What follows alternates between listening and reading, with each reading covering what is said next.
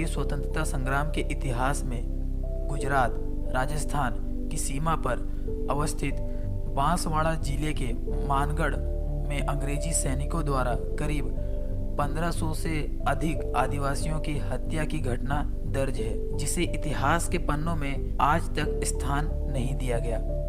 जलियांवाला बाग कांड अंग्रेजों ने 13 अप्रैल 1919 को अंजाम दिया था, लेकिन इसके करीब 6 साल पहले ही 17 नवंबर 1913 को राजस्थान गुजरात की सीमा पर स्थित बांसवाड़ा जिले के अंग्रेजों ने करीब 1500 से अधिक भील आदिवासियों को मौत के घाट उतार दिया था।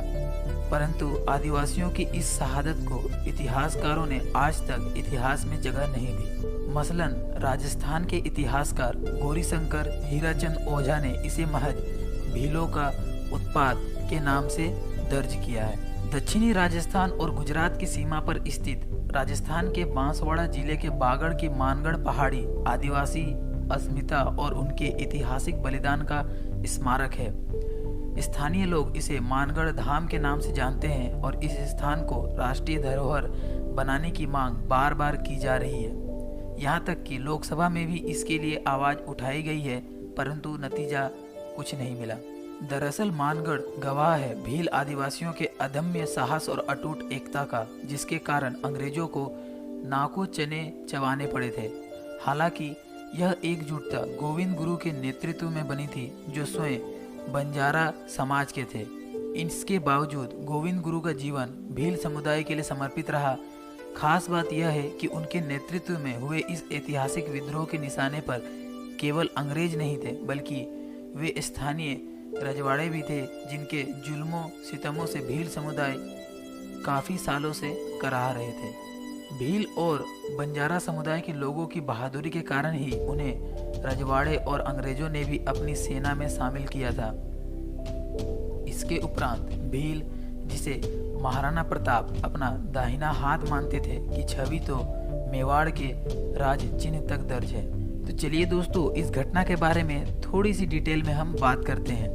बात है दोस्तों 17 नवंबर 1913 मार्गशीर्ष पूर्णिमा को मानगढ़ की पहाड़ी पर वार्षिक मेला होने वाला था। इसके पूर्व गोविंद गुरु ने अंग्रेजी शासन को यह पत्र दिया था कि अकाल से पीड़ित आदिवासियों से खेती कर लिया जाने वाला टैक्स घटाने के लिए धार्मिक परंपराओं का पालन करने तथा बेगार के नाम पर उन्हें परेशान न करने का आग्रह किया था। पर प्रशासन ने पहाड़ी को घेर कर मशीन गन और तोपें लगा दी। इसके बाद उन्होंने वहां के आदिवासी और गोविंद गुरु को तुरंत मानगढ़ पहाड़ी छोड़ने का आदेश दिया, लेकिन उस समय वहां काफी आदिवासी एकजुट हो गए थे। कर्नल सटन के नेतृत्व में गोली चलाई गई, जिससे हजारों लोग मरे। इनकी संख्या करीब 1500 से 2000 तक कही गई है। पुलिस ने गोविंद गुरु को गिरफ्तार कर पहले फांसी और फिर आजीवन कारावास की सजा दी।